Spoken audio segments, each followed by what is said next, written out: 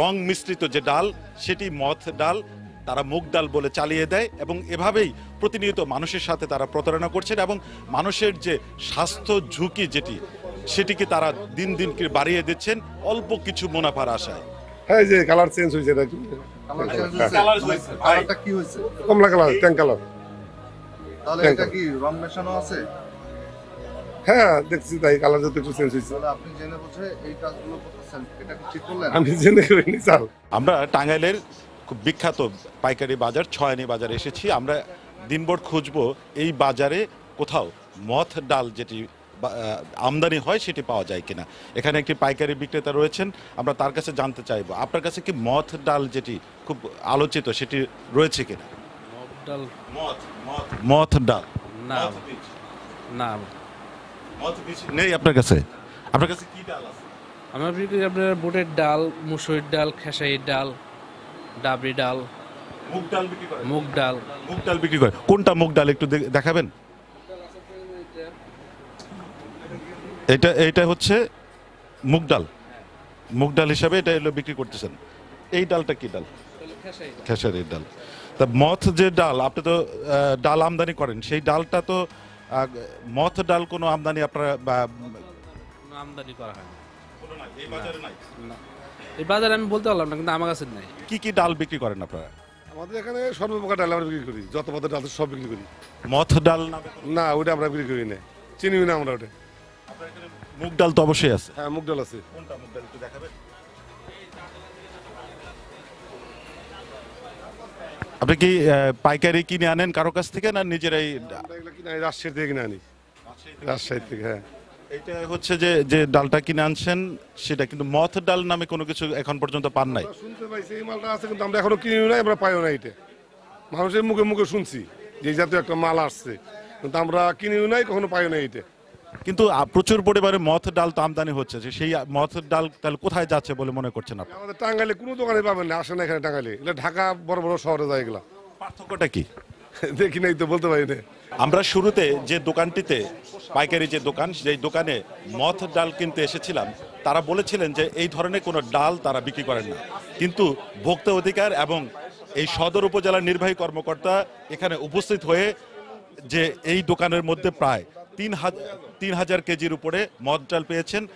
এখন এই যিনি বিক্রেতা তিনি স্বীকার করছেন যে তিনি এটি করছেন। আপনি একটু বলবেন যে আপনারা কিভাবে করছেন, কিভাবে এনে বিক্রি করছেন এবং কি পরিমাণ মানুষের কাছে এটা কতদিন ধরে করছেন?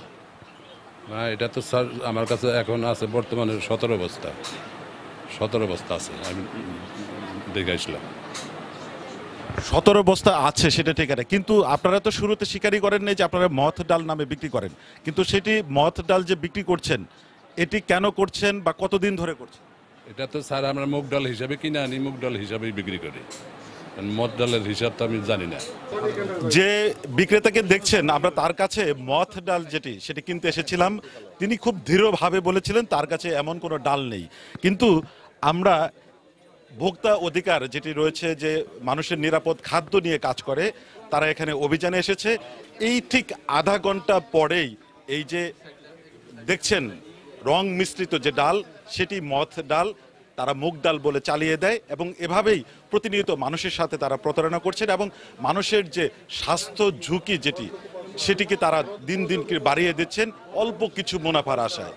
কিন্তু এই যে এভাবে মানুষের যে ক্ষতি, স্বাস্থ্যগত ক্ষতি এবং আর্থিক ক্ষতি অল্প কিছু মুনাফা লাভের আশায়, তো সাধারণ মানুষ বলছেন যে তাদের এই ধরনের অসাধু যারা ব্যবসায়ী রয়েছেন তাদের কঠোর এবং দৃষ্টান্তমূলক শাস্তি চেয়েছেন। পাশাপাশি তারা যাদের কাছ থেকে এই মথ ডালকে রং মিশ্রিত করে, রাসায়নিক উপাদান মিশ্রিত করে বিক্রি করছেন, সেই সমস্ত ফ্যাক্টরি যারা রয়েছেন তাদেরও কঠোর শাস্তির দাবি জানিয়েছেন। আজকে যে অভিজ্ঞতা হলো, এই অভিজ্ঞতার আলোকে আমি বলতে পারি যে আমার যে এখান থেকে আমি ক্রয় করি সেখানে আমি অবশ্যই এটাকে আমি যাচাই বাছাই করে নেব। শিয়া বাটার ও ভিটামিনে সমৃদ্ধ লিলি বিউটি সোপ, তারুণ্যময় উজ্জ্বল ত্বকের জন্য।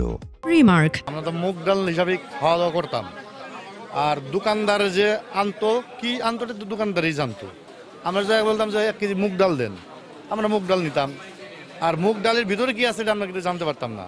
ইতিপূর্বে আমরা যে সমস্ত অভিযান হয়েছে ডালের মধ্যে যে রং মেশানো হতো এটা আমাদের প্রাথমিক পর্যায়ে আজকে এই তথ্যটা আমরা পেয়েছি।